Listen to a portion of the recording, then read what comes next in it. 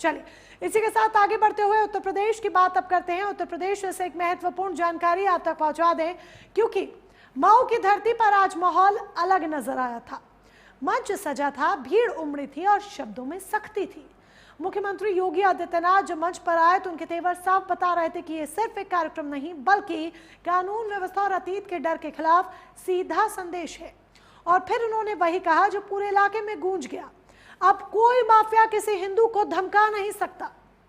अपने संबोधन में सीएम योगी ने 2005 के मऊ दंगों को याद करते हुए कहा कि उस दौर के लोग आज भी नहीं भूल पाए हैं। उन्होंने आरोप लगाया कि तब हालात इतने खराब थे कि माफियाओं का बोलबाला था, आम जनता डर के साए में जीती थी। 30 से 35 साल से मऊ को जलाने की साजिशें चलती रही। उन्होंने मंच से कहा, जिससे सभा में सन्नाटा और फिर तालियों की गूंज दोनों देखने को मिली। मुख्यमंत्री ने पिछली सरकारों पर भी तीखा हमला बोला। उन्होंने कहा कि उस समय सत्ता माफियाओं के दबाव में काम करती थी और प्रशासन बेबस नजर आता था। योगी ने आरोप लगाया कि सत्ता के संरक्षण में माफिया रामलीला जैसे सांस्कृतिक आयोजनों तक में बाधा डालते थे और हिंसा का माहौल बनाते थे। सुनिए।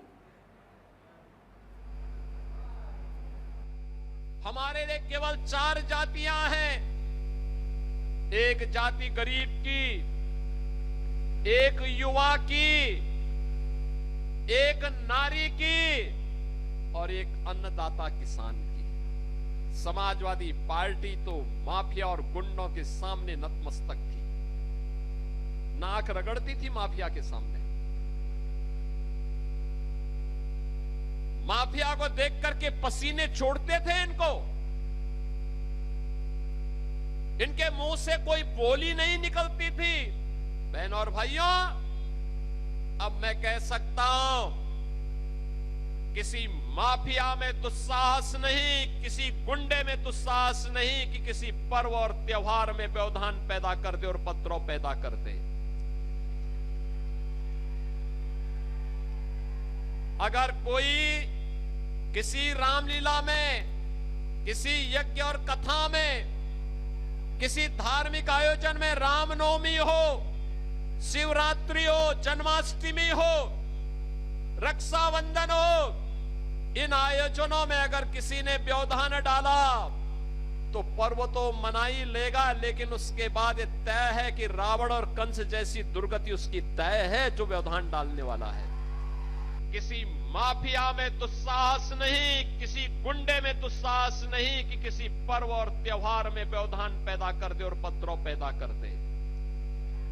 अगर कोई किसी रामलीला में, किसी यज्ञ और कथा में, किसी धार्मिक आयोजन में, रामनवमी हो, शिवरात्रि हो, जन्माष्टमी हो, रक्षाबंधन हो, इन आयोजनों में अगर किसी ने व्यवधान डाला तो पर्व तो मना ही लेगा, लेकिन उसके बाद ये तय है कि रावण और कंस जैसी दुर्गति उसकी तय है जो व्यवधान डालने वाला है। तो सीएम योगी आदित्यनाथ का यह बयान उत्तर प्रदेश की राजनीति में चर्चा का विषय बना हुआ है और इसने उत्तर प्रदेश में एक नई बहस को जन्म दे दिया है, जिसको लेकर राजनीतिक एंगल भी दिया जा रहा है। चलिए इसी के साथ बियॉन्ड हेडलाइंस में फिलहाल के लिए बस इतना ही।